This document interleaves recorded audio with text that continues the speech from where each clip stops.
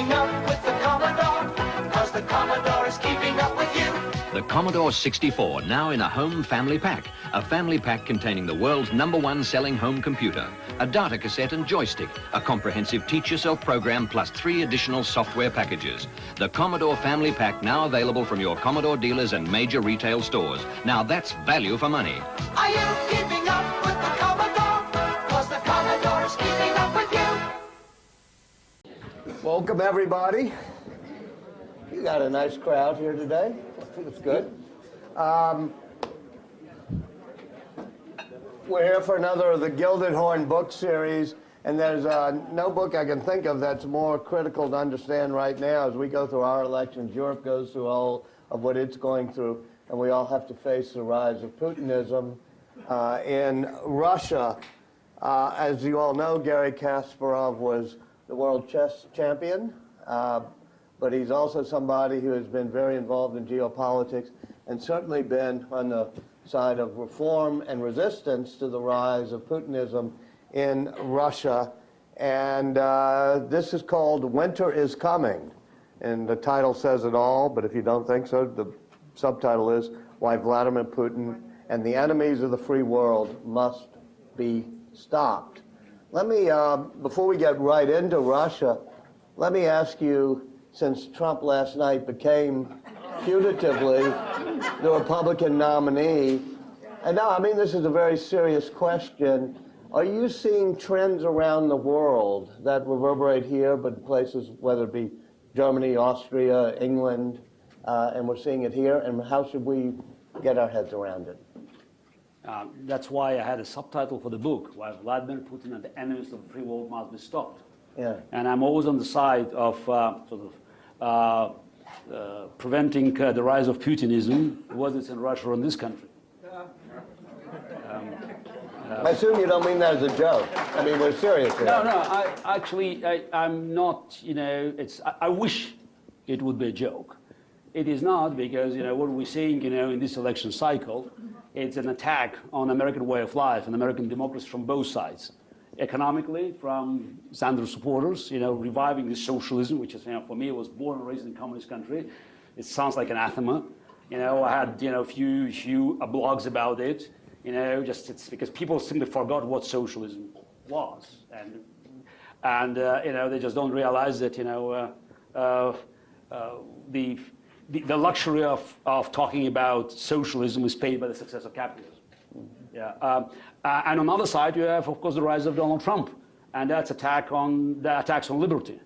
So, and the fact is that, in both parties, you have very, very powerful trends that are just, pushing it to the opposite sides, sort of creating not a consensus, but rather than a very conflicting field. It worries me, because when I wrote the book, and I hope that the publisher could actually manage to make it available by the end of October, early November last year, because I thought it would contribute to a debate, a serious debate. Recently I watched again this Nixon-Kennedy debate, so 1960. So when candidates could disagree on means, but they agree on goals. They're Americans talking about the future of this great country and what they can do, maybe differently, to promote this country's interests. And now I'm afraid we'll be entering a very different kind of debate, where substance will be totally, trumped by presence. You talk in your book about the fall of the Berlin Wall, and then every subsequent policy since then has somehow led to the rise of Putin. Explain that. Oh, I'm not very happy, just to play this blame game, because obviously, if something went wrong, you can always find, who and what, prevented you from succeeding. And definitely, since, Russia failed to rise to the expectations we all had in August 1991, after the collapse of the Berlin Wall and the end of communism in the Soviet Union, the end of Cold War, our failure, simply means that something went wrong, and I don't want just to, to spread the blame all over the place, saying, we were beyond any criticism. But I think it's very important today, especially, in this audience, just to talk about mistakes that were made by the free world, especially by this country that in 91, 92 was in a position to reshape the geopolitical affairs. And this is something that I think it's important, to understand, because now we are entering sort of a new phase, and unless it's my professional professional chess player speaks to you, so unless we look back and analyze the moves we made, and to understand what mistakes we made, and why from having a very, very good position, actually totally winning position, we are now in the position of great uncertainty, so we will never find the right plan. I think this is the mistake number one is that there was no strategy in place. 91, 92 was a time where America could lead the free world into just a new era, but strategy means that you have a long-term plan. And I have to admit that I share the same optimism as Francis Fukuyama, and his book, The End of History, was a best-selling book, not for a good reason, because everybody thought that's over, the liberal democracy has won. But we know that evil doesn't go away. It could be buried for a while in the rubbles of Berlin Wall, but eventually it sprouts out. Was the expansion of NATO a mistake? No, absolutely not. I think this is a myth spread by Putin's propaganda, and in my view, it was the contrary. There were many moments where Clinton administration could actually prevent us from having problems that we are facing today. For instance, the Iranian nuclear program. Very few people remember that in 1995, Congress passed a bipartisan resolution authorizing the President of the United States to cut financial aid to Russia unless the first transfer of nuclear technology to Iran will not be halted. And Clinton decided against putting pressure on Yeltsin. Yeltsin smiled, hugged him, and it moved away. So, and same with North Korea. So there was a disastrous nuclear deal in 1994. So again, it's very difficult, just to put all the blame on the administration. I guess because we're like acting like Monday morning quarterbacks. We know exactly what was wrong. But there's something that I think it's important to remember that is, strategy is a really strong, powerful weapon of democracies. Dictators cannot afford strategy. They always play tactical games. It's all about survival. It's all about just surviving today, maybe tomorrow morning. Democracy should rely on lasting institutions, and it's very important that people who are in charge, they will be making moves that could bring benefits after they leave the office. And this is something that that was missed in the 90s. And in the book, I was also looking back to the beginning of the Cold War. And I think it's very important to remember what was done in this country in mid-40s, where Truman's administration built almost all the institutions that became staples of winning the Cold War 4 decades later. I think now it's again important to start making these long-term plans, recognizing that unless America assumes its leadership position again and shows some kind of a vision, because you need a vision, you need a strategy to attract people, especially young people around the world. We'll be on the losing side, because even the most barbarian and horrific ideas, they will win the fight for minds and souls if you have only status quo as the alternative. Well, you went back to the 90s and you talked about Clinton's hugging of Yeltsin as a way of letting Russia not have to do certain things in Iran. I think it was your fellow chess player at a much lower level who was the Russian hand there, Shrub Talbot. And, he was somebody who felt very strongly that bringing Yeltsin into the fold would be the right way to go. No, but it's not about doing one against another. So it's about combining them. I think there were too many carrots, and it's very important that today, just to point out that people keep talking about NATO expansion, but it means that we want to write off the sort of moral component of foreign policy, which was a very important element of victory in the Cold War. How can you tell Estonians, Latvians, Lithuanians today that it was a mistake expanding NATO? If not for NATO, the Russian tanks would be rolling on the streets of Tallinn, Vilnius, and Riga. So you have Poles, you have other Eastern Europeans that, that had this genetic memory, of Russian invasion and living under Soviet occupation. And today, NATO is, I'm not sure it's adequate protection, but at least, it offers them a chance to resist the threat from Putin. Is there some truth to the Putin apologist argument that bringing Ukraine closer and closer to Europe across the line a bit, and Ukraine should have remained middle ground? I think that's the language of buffer state is an insult for 45 million Ukrainians. This is not about America bringing Ukraine. This is a Putin's language. This is about Ukrainian people selecting their future, and they're overwhelmingly voting for Ukraine joining Europe. It's the language of buffer state is the 19th or 20th century. This is what Putin wants to sell. And this is the moment we talk his language, we concede the ground. We're in 21st century.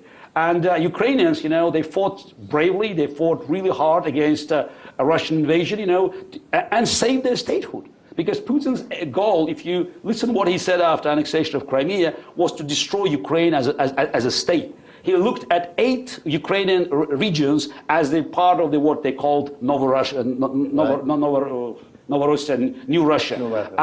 And he ended up with just a very small part of Donbass, and failed to take over 90% of the territory that he coveted. Should we have pushed back when he took over the Crimea?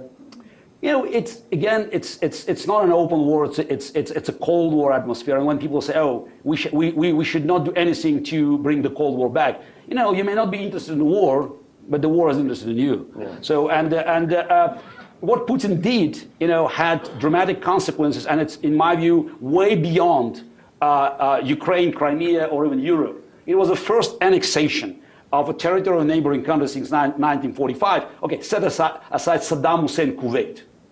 Yeah, that's already, just tells you how bad it is. Yeah. But also, there was something in that made the situation worse. Because in 1994, Ukraine was forced, it's important, was forced by this country, by Clinton's administration, and also by the Brits, to give up its nukes. And very few people can remember how big was Ukrainian nuclear arsenal. Nearly 2,000 warheads. Big. It's bigger than UK, France, and China combined.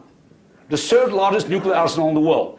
If they kept at least part of that, I don't think Putin would ever cross the Ukrainian border.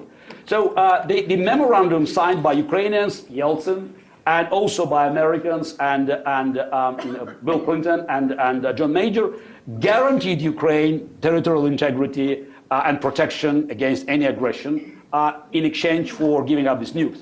Of course, it was not legally binding. But still, if you have a signature of the United States president, on a document, whether it's legally binding or not, we have to admit the fact that by reneging on its obligations, sends a message that, okay, all bets are off.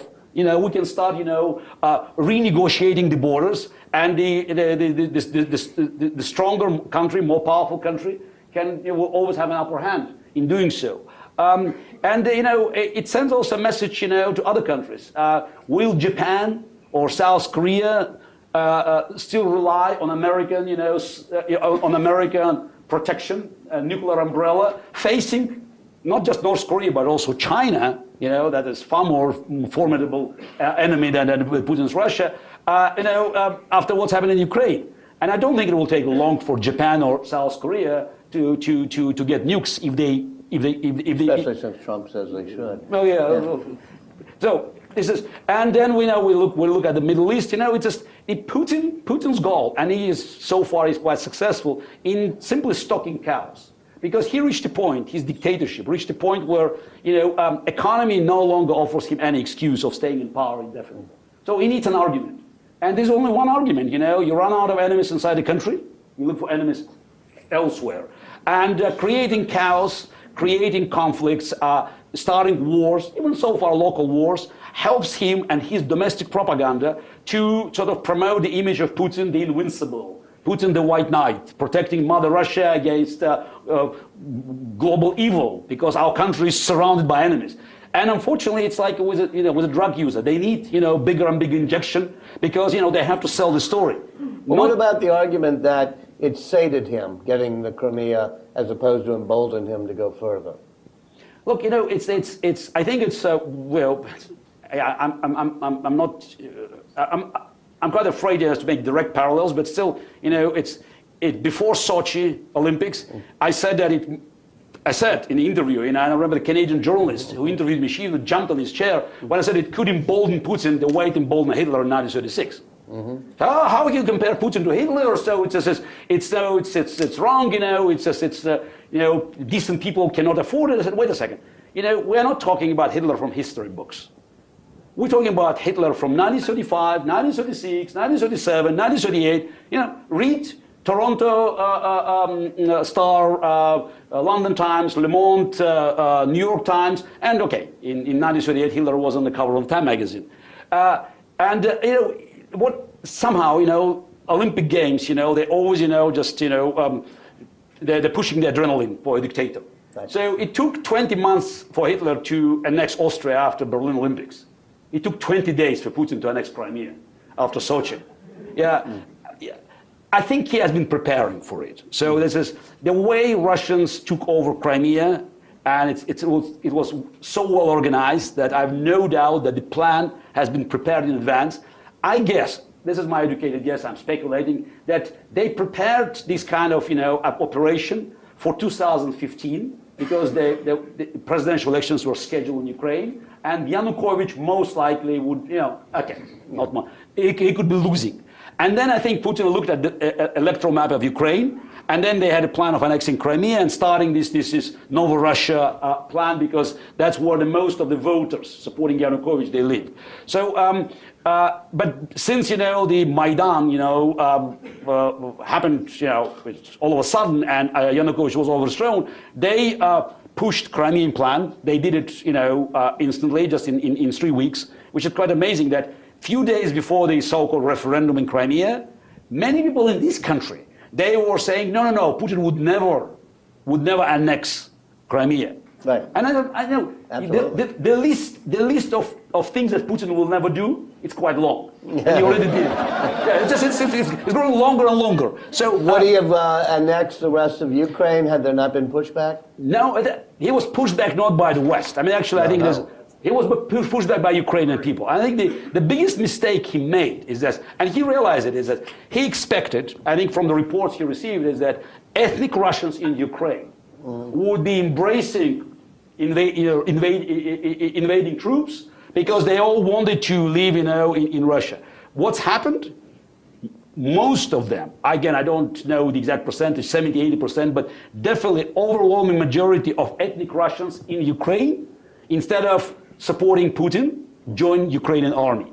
When you look at the demographics of the war in eastern Ukraine, it's more likely a Russian civil war than the Russian-Ukrainian war, because so many of the soldiers there are the ethnic Russians. Right. Yeah, it's just, if you want to look at it from the historical perspectives, you may call it sort of the final showdown between Muscovite Russia, which is the succeeded traditions of Golden Horde and Byzantium, and the King's Russia, which was part of this, of European, European tradition. Yeah. So and Putin realized that pushing forward would be too costly.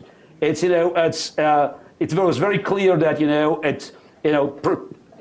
advancing to Kiev would bring too many body bags to Russia, and he remembered Afghanistan, and that could be too damaging for his position in Russia, since the war was not as popular as he thought. Right. I just want to give a plug for Aspen Institute Kiev, which was started about a year ago in reaction to all this, because we have Aspen Institute partners around the world. And we sometimes prioritize places where if we go in, we can make a bit of a difference in keeping a toehold of Western values in a place.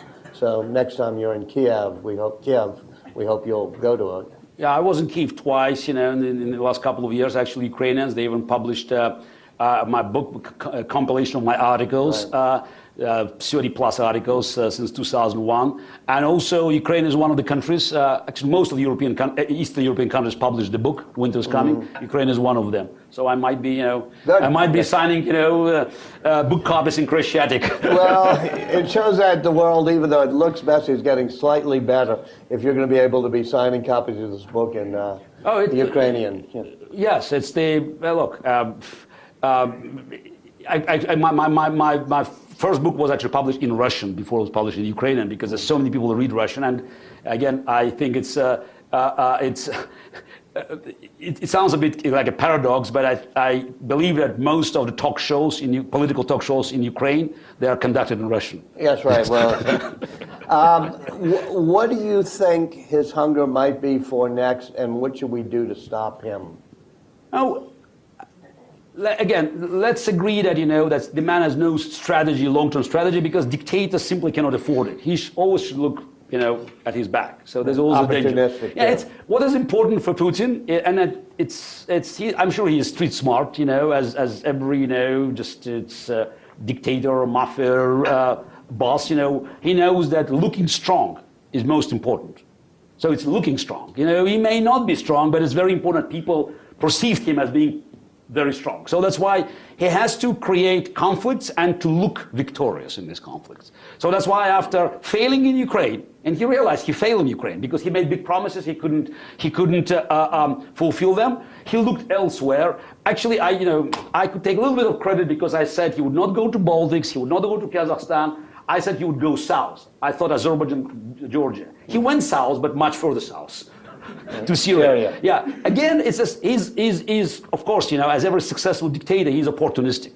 He just realized that in Syria, part of some strategic benefits, of restoring Russian influence there, maybe selling weapons, he could actually help his Iranian allies, and he could protect Assad. He realized that Assad was very important for him to look strong, because at the end of the day, dictator looks strong when he is opposing somebody who is very powerful. So if you listen to Russian propaganda, it's not about Russia, fighting Ukrainians. It's fighting Ukrainians who are puppets of the United States. When a Russian plane was shot by the Turkish military jets, it was all Russian press was about Erdogan following orders from Washington, and they didn't even talk to Erdogan. Again, they pretended that they were talking to the United States. So Assad is something, it's a best asset for Putin's propaganda, because 5 years ago, unless I'm wrong, 5 years ago, Obama said Assad must go. And Putin said, Assad is still there.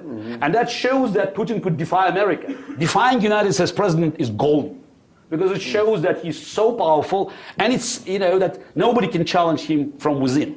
And expecting that oligarchs, military men inside Russia or Russian middle class, they could rise against a dictator who is so powerful, so confident that he could defy President of the United States, it's a bit naive. So that's why Putin will be looking for new opportunities to create these conflicts.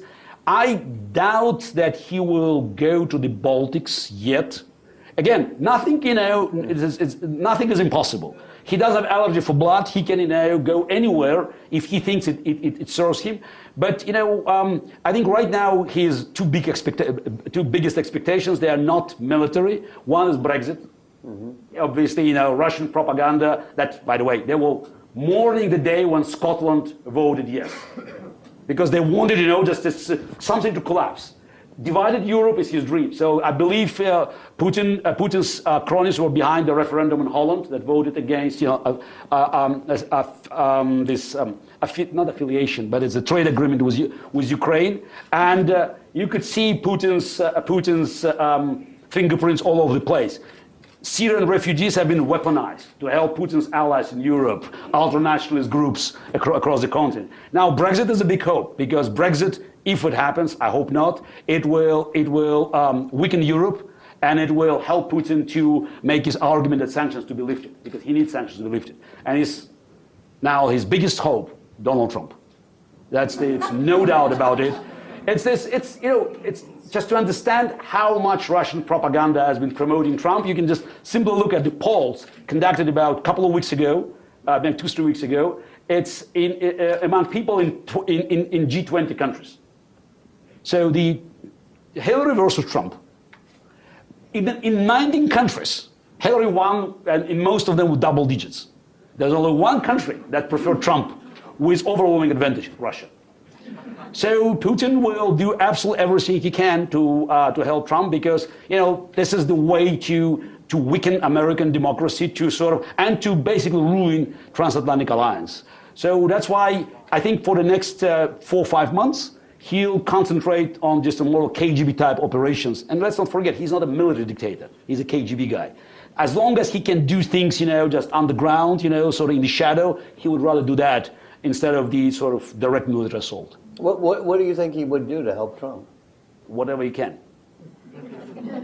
Again, he has no allergy to blood. What can help Trump to win? October surprise. October surprise. What? 9/11? I wouldn't go there. You wouldn't go there. I mean, as I say, remember, for Putin, it's all about survival. So if nothing changes, and if the sanctions stays, he probably will run out of money in 18 to 24 months. Do you think Trump would take the sanctions off? Trump, nobody knows what Trump will do. I think Trump doesn't know what he will do. Yes, Trump is inconsistent. Trump is chaotic. That's what Putin needs. He needs chaos. Trump means chaos. Even if he tries to be, too aggressive, that's good for Putin. Because Trump will alienate European allies, Trump, it cannot be unifier. So that's what Putin needs. It's not necessarily that Trump will be his friend. He might get mad of him and just, he might shoot a Russian plane that is just buzzing American warships. But again, that's good. So this is anything dramatic, provocative, and outrage that Trump does will help Putin, because stoking chaos is his main hope. Do you think there's some simpatico personality there? Probably yes, and it's the. Trump, probably sees Putin as a strong man, and just, he wants to look like Putin, and act like Putin. And I think Putin's evaluation of Trump, I think, is more precise, because he sees Trump as a prey. Putin is a very good poker player. That's why, again, when I hear phrases like Putin plays chess, Obama plays checkers, I get annoyed, because I want to defend the integrity of my game.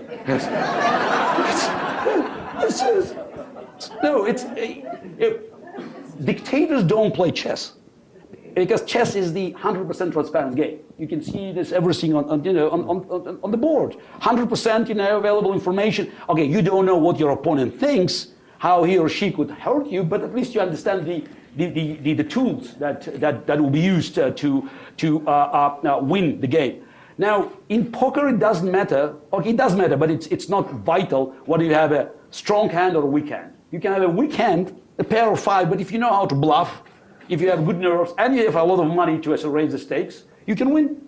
Especially if your opponent is willing to fold cards with a full house. Mm-hmm.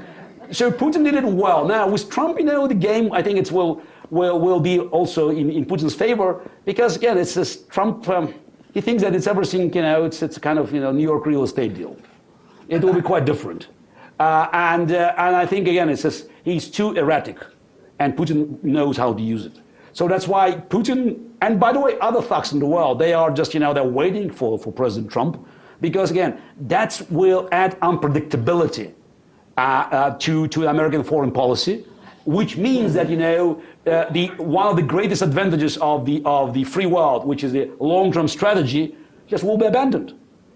From Harry Truman to Ronald Reagan, U.S. foreign policy was quite predictable. Yeah, there were fluctuations, but within range. Now, since the end of the Cold War, it was very much like pendulum swinging from one side to another. Clinton did too little, W did too much, Obama has been doing nothing. So it's the. But Trump will just, he'll break the pendulum.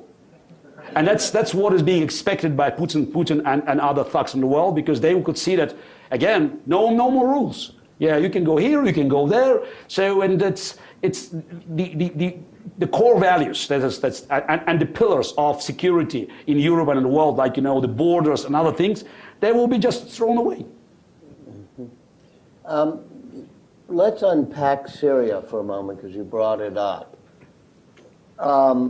What happens there is the red line, as you mentioned, walking away from the red line, but Russia coming in almost with a lifeline, at least Lavrov and maybe Putin, saying, okay, we'll handle the chemical weapons. You don't have to do what you said.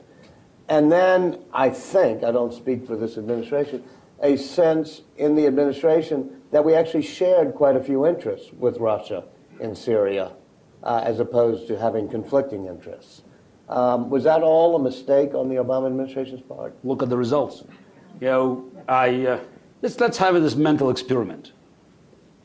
September 2013, Assad uses chemicals against his own people.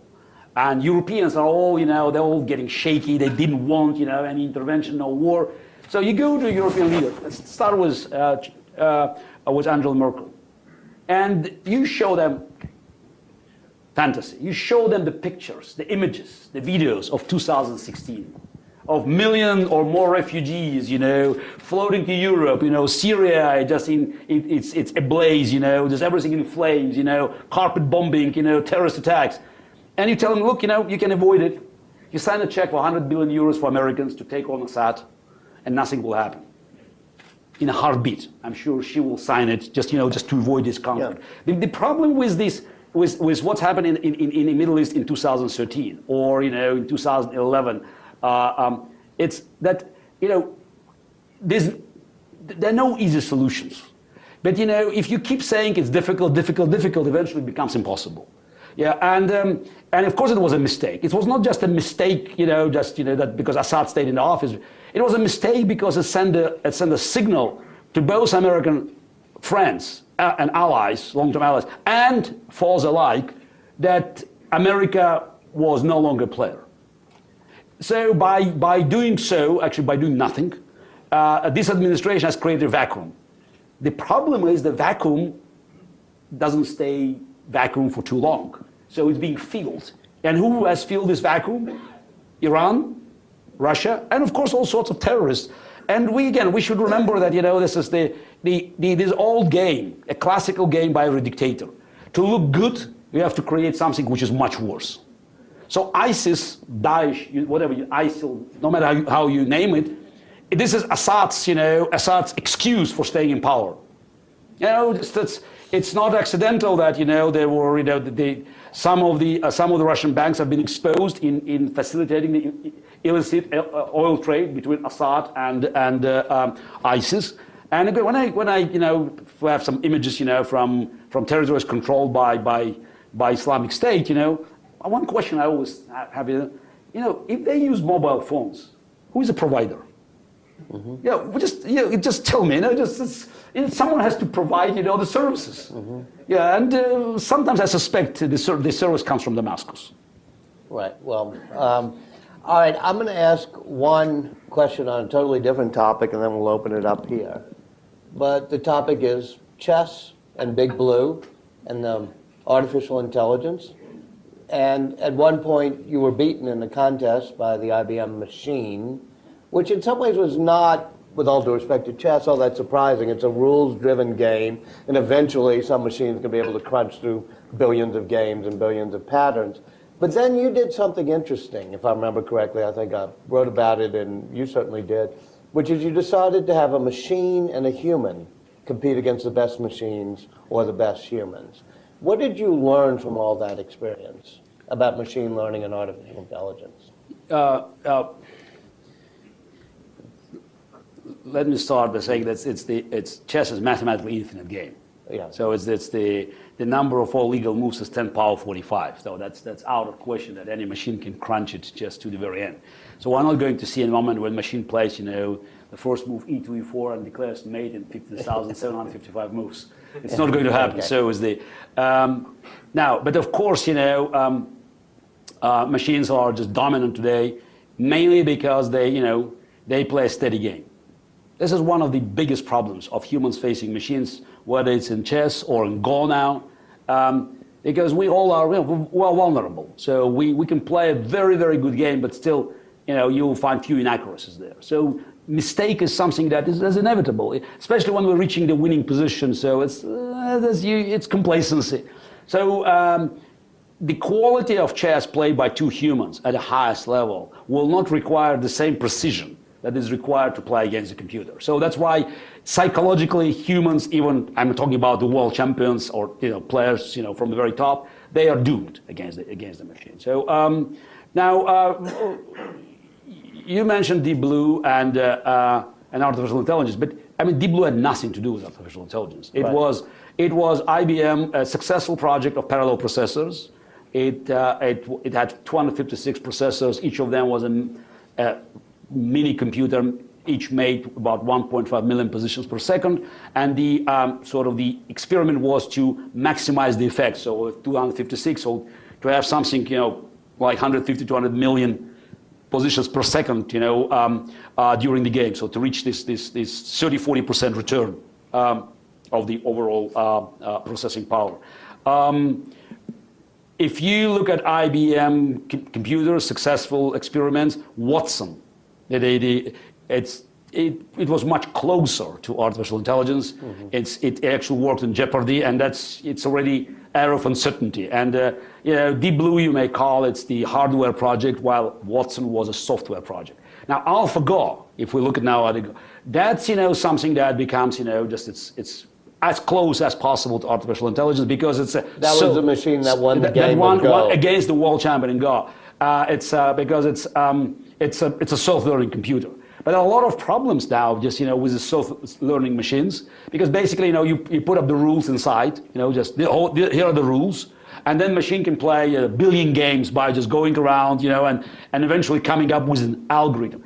The problem is that if machine is bugged, so how are you going to find it? So technically with Deep Blue, it's if you have a few thousand years, at your disposal, you can put every move that Deep Blue made, the rationale on paper, because there's an algorithm. Now, with this self-learning machine, so if something goes wrong, how are you going to find it? So I think that now we are reaching the point where, there are so many new interesting questions being raised. So, and it's not just about artificial intelligence, but it's about the way that we are just, we are going to accommodate it in our world. The robots now are no longer threatening just blue-collar jobs. Now they're threatening white-collar jobs. So, and that's quite an interesting effect. And I just run an interesting test, on my social, on my Facebook. Though it's taking this just for example the self-driving cars. So this self-driving cars. Let's say it's an accident. It's inevitably going to hit another car. So the choice is you hit a bus, and it could lead to your demise, or you hit a car with family of four. So are you, how your machine is programmed, for greater good or for your own safety? Now, don't think that it's a simple question because, you can program it, fine. Now, what happens with the insurance business? No, just start here. Just immediately, the next question. So this is, it's because uncertainty is such an important element of our life. So that's why trying to eliminate it could create actually more uncertainty. So now, and going back to your question about man plus machine, I immediately thought after my second match with Deep Blue in 1997. Actually, I won the first match, so just yes. Yes, fair to say. Yes, that is trying to actually bring together human intuition and a brute force of calculation. I mean, could be very beneficial because we could actually we could guide the machine and we could avoid some of the mistakes, the typical mistakes made by human. For instance, when you have two centaurs, human plus machine versus human plus machine playing each other. So if you reach winning position, you will never make a mistake because you switch to the computer, you don't have to intervene, so the machine will just carry it through. Machines are better at in-game. Not in-game, just a winning position. When it's technical, so you can just minimize or actually almost eliminate chances for making mistakes. And I understand that now in many businesses now, it's especially related to the internet security. The man plus machine combination becomes vital because it gives you a competitive edge if you know how to maximize the effect of bringing the best of two worlds together. So you have a symbiosis. sort of the strengths of human intuition and the strengths of the algorithms process. Yeah, it's a human. It's when you look at the at computer, if you know how to deal with all this data, so and you can you can help machine. I don't know just whether it's the right phrase, but you can guide the machine by actually selecting the move or just so the direction that you think could be most productive, because actually you could see some of the other lines and you can evaluate at the end of this horizon, you can evaluate your chances. There's no guarantee you will not make a mistake, but I think the combination statistically will give you an edge. Personally, when you played with a machine, I mean not against a machine but in partnership with the machine against whatever other team, did that free you up psychologically to do it differently? Oh, I didn't play too much because it was at the end of my professional career. But we have many games played. It's in what I call advanced chess. The interesting thing is that it's this. We know that statistically it was proven beyond any doubt. A strong player with a computer, with a good computer, easily beats the most powerful machine. Yeah, just it's one-sided because again, as I said, it's just he avoids blunders, and then when he reaches the winning position, he can switch to the computer mode. But we had we saw something that's I couldn't predict, that two relatively weak players with three computers, average computers, actually beat a strong player with a computer, because they knew how to maximize the effect of using the power of three computers. So it's a process actually, just it's became more important, dominant in the game. So that's why machine learning and artificial intelligence will always be a more complex topic than some people say it is. Oh no, there'll be room for us in the mix. Oh no, I'm sure there'll be plenty of room. We just have to understand, that it's going to happen. Yeah. I mean, we just have to probably, just depart from this dystopian view, the Terminator. So it's just, it's like weather, it's changing, and we can complain or we can take an umbrella if it's raining. Yes, sir. Should I wait for the mic? You can shout. Mr. Kasparov, could you look at the death of Mr. Nemtsov, the rise of Mr. Kadyrov, and to the extent that we could apply chess terms to world leaders as states, what state or world leader would you consider to be either a king, a queen, a bishop, or a pawn? Thanks. Me? Well, the death of Nemtsov, let's start there. It was a murder. I think there's quite a difference. Mm-hmm. He was murdered, and it's some would say it was execution in front of Kremlin, just to send a message. It's a chilling message to anybody who still lives in Russia or outside that going against Putin and blasting him the way Boris did, heroically, some say, not very wisely, because attacking on a regular basis the mafia boss, who was not ready to accept any criticism. I mean, that was very challenging. Now, the rise of Kadyrov is not accidental, because there are very little doubts left. So I have to respect the presumption of innocence, but we see overwhelming evidence of Kadyrov's people being involved and conducting this murder. And the fact is that Kadyrov is still there, and actually even given extra powers by Putin, tells you that regime now is relying on the most brutal elements from within, and Putin's henchmen like Kadyrov, they're gaining more and more power. It's a bad sign because it tells you about more violence, but it's also a good sign because it shows that the support for the regime is shrinking. So Putin doesn't trust even some of his old buddies from KGB, because we could see that by creating the so-called National Guard, which is, by the way, quite funny. They created National Guard that brought together the most capable fighting units from interior forces, interior police, and also other special forces. And Putin appointed the former head of Kremlin security as a commander of this, most powerful army in Russia, nearly 400,000, kind of Praetorian Guard. And a week later, they thought, oh, National Guard sounds too American. They called it the Russian Guard. It's a tiny thing that it just shows the paranoia of the regime. Now, As for the chess pieces, my problem of just bringing these chess metaphors is that we always play chess, game of chess, following the rules, and there are no rules in Putin's Russia. We know that the rules can be bent when Putin thinks it's convenient. So that's why, again, I wish eventually we could be, we will be in the position to play anything that remotely looks like the game of chess. Yeah, he's more of a hunter and stalker. Whatever. When you talk about these thuggery going on, I think and you're close to Bill Browder, who's been a fellow at the Aspen Institute, and what's happened to him, right?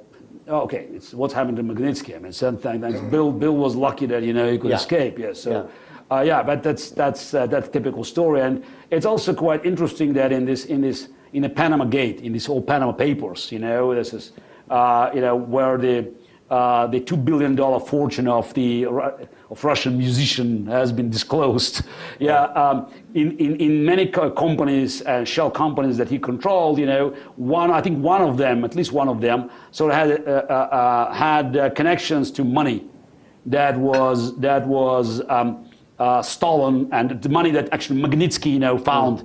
That was stolen from Russian treasury and disappeared in these offshore jungles.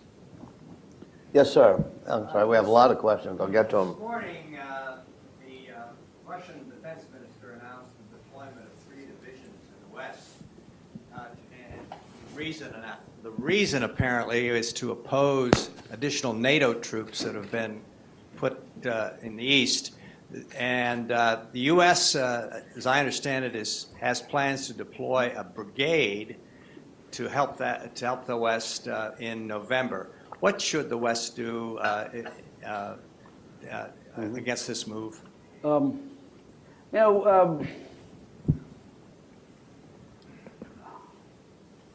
During my book tour, I crossed this country, so I had a cellar tour, the Midwest tour, the West Coast tour, and I was in the Midwest. I visited St. Louis, Missouri, Kansas City, Missouri, and Chicago. And in Kansas City, of course, I visited the Truman Library. Of course, Truman Library in Independence.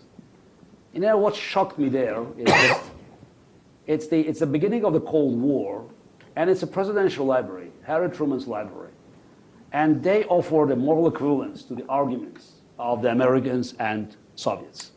I mean, as if that's what Stalin said about potential threats was not refuted. It was a lie. Today we know it's a lie. And it's the fact is that there's still attempts to play this moral equivalence, and it just simply denies the fact that you are not dealing with people that are just abiding the same rules. Now, same story. Oh, Russia is making an announcement that it's trying to sort of match up American buildup. By 2013, there was not a single American tank in Europe. That's a fact. So that NATO was not a threat. I mean, NATO was depleted. So now, how can you ignore the demands or the pleads, the Baltic states pleading, and Poles also for protection? And it's clear that if Putin decides to cross the border, he will overrun Baltics, even with NATO, in a few days, maybe in a couple of weeks. That's why I think the answer is not simply sending troops there, because at the end of the day, you don't want to start an open war. It's very important to restore the confidence, and I think this confidence is being lost. The Poles have plenty of resources.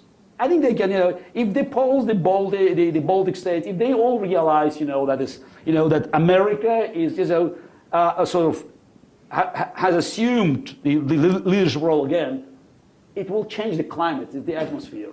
So far, there is no confidence, and having brigade there, which is not ready to fight, could be counterproductive. It's not this. But it is a tripwire. I don't know. People are scared there. I tell you this.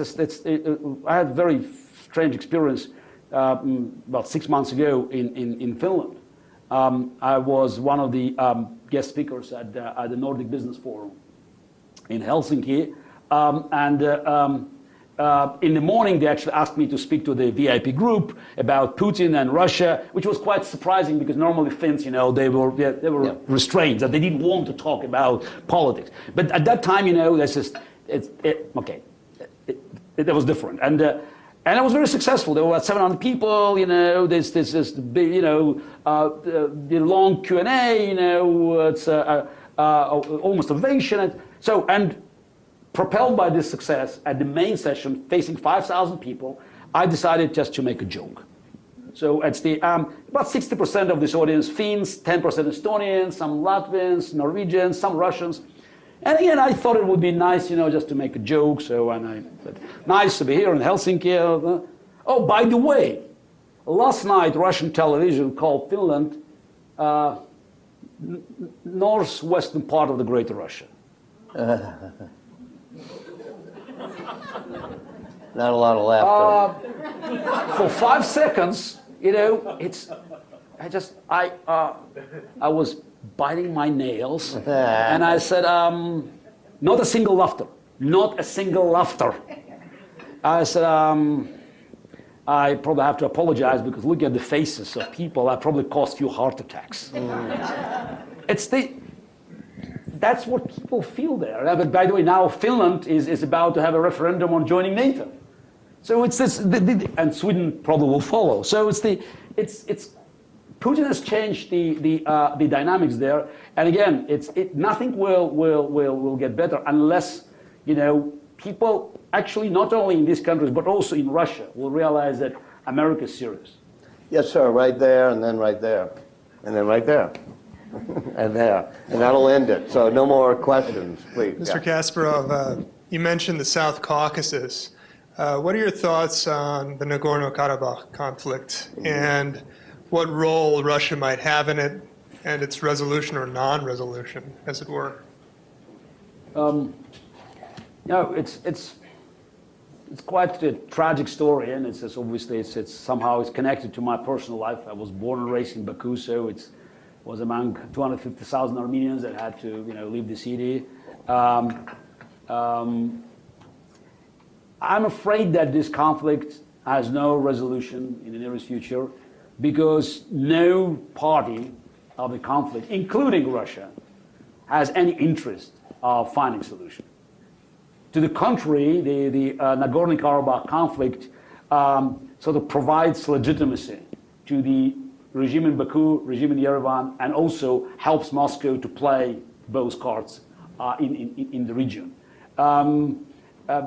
On the Azeri side, Aliyev's regime, it's like a monarchy. So they need Karabakh as a reminder that Azerbaijan must spend money just to the army, and also you can cover corruption and inefficiency of the government there.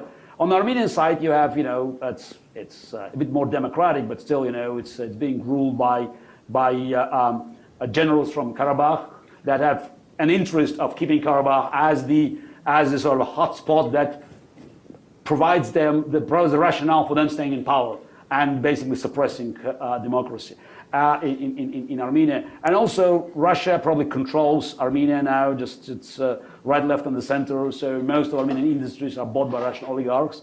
And from Putin's perspective, it's perfect because no one else can actually, push the buttons there and pull the strings. He can, it's actually Medvedev, who is just not, probably the smartest man on the planet. So he just made, he made it very clear after visiting Baku and Yerevan during this conflict, during the last, fighting in the region. Oh, he said, the best thing we can do is that to sell more weapons to Yerevan and Baku. Because if we don't do it, somebody else will.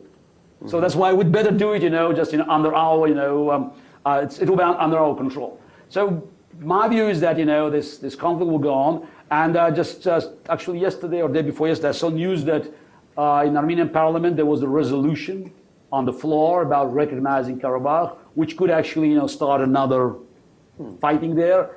Again, Putin has an interest of making sure that the conflict doesn't go away, and who knows? It may, it may be in flames soon. Also, don't forget that in October, there will be an election in Georgia, the Republic of Georgia.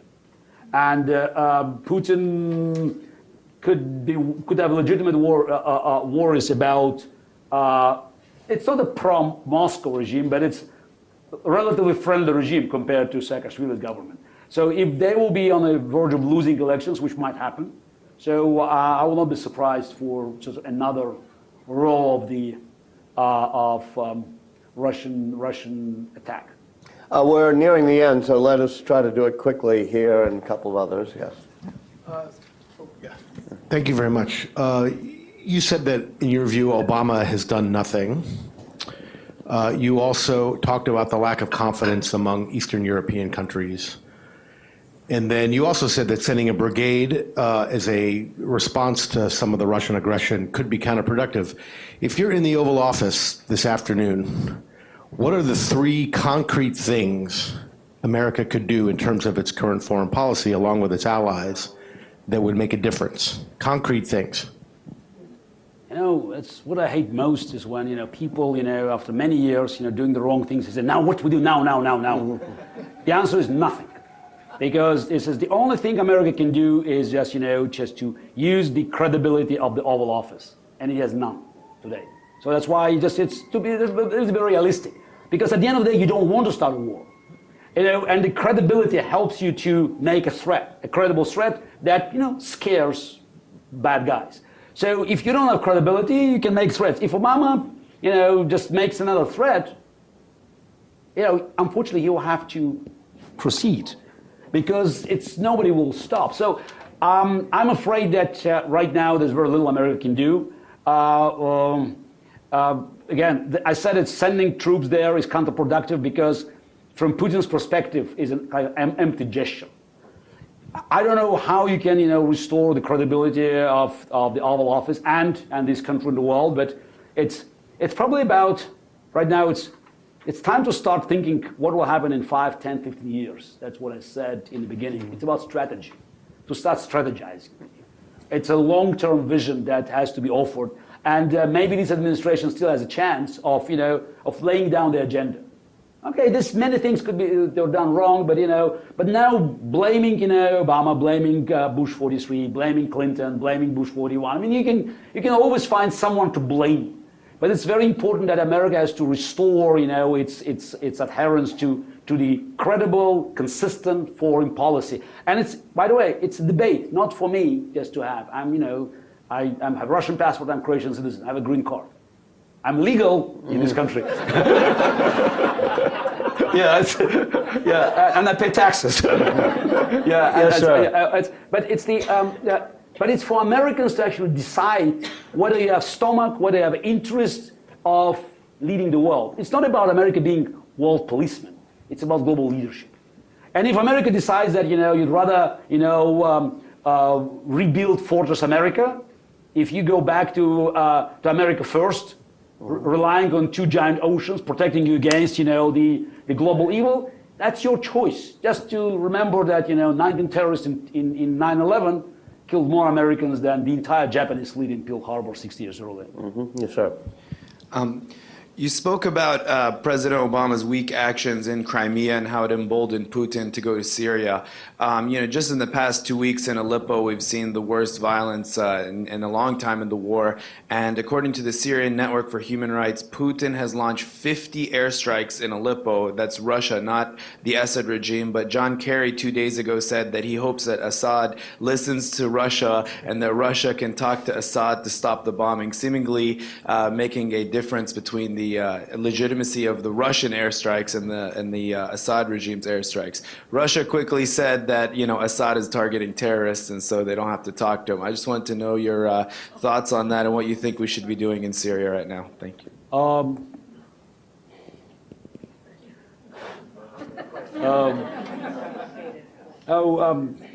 I think Kerry should be given credit for helping Russian, Iranians, and Assad troops to regroup. When you look at these negotiations, I'm not sure we can use the word negotiations because that means you give something, you take something. The moment you have Kerry at the table, it's a one-way street. So when I see Kerry negotiating with Lavrov, whatever the negotiation means. I'm afraid that if they stay for too long in one room, he could give Alaska back to Russia. Look, Putin has been sending ammunition and jets and even some troops, special troops. Iran has been sending troops, to Syria. And Obama keeps sending John Kerry. So tell me who's calling the shots. Way back, and I think there was one last question. Thank you. Maybe I don't understand the situation in Russia, but it seems from all the polling that Putin is a popular guy. Why are democratic instincts and sentiments so weak, and why is Putin so popular among Russian people? How do you know? Well, that's what all the polls show. Excuse me? No, I mean, is he popular? I don't know. But I you're don't know. not saying I don't he know. isn't. I think it's just, I think it's, I wouldn't call it, it's insulting for my intellect, but just, repeating the same story that a polling in the totalitarian country, authoritarian country, could give you an indication what people think about their dear leader. I'm sure if you have a polling now in Damascus, Assad will get 150%. Wait, but there's a good question here, which is he's doing it to retain his popularity. How was it working? Hitler was also very popular in 1939. Right. I'm sure Stalin was very popular. So it's the problem is that, the polling is an instrument of democracy. You can make polls here, and you can predict that Trump will win Indiana, and Bernie will probably just overcome Hillary somewhere else. But you can make predictions based on the polling, since it's a part of the democratic system. Now, polling in a country where people still have genetic memories of KGB, somebody calls you, and what do you think about Mr. Putin?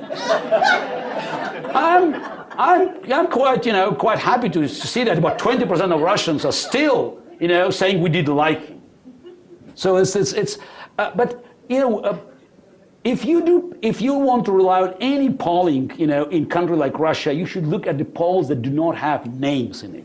For instance, what Russians think about economy and their living standards. 79% say they don't like it. Because this is something that doesn't require them just to be brave or to hide their feelings. They could.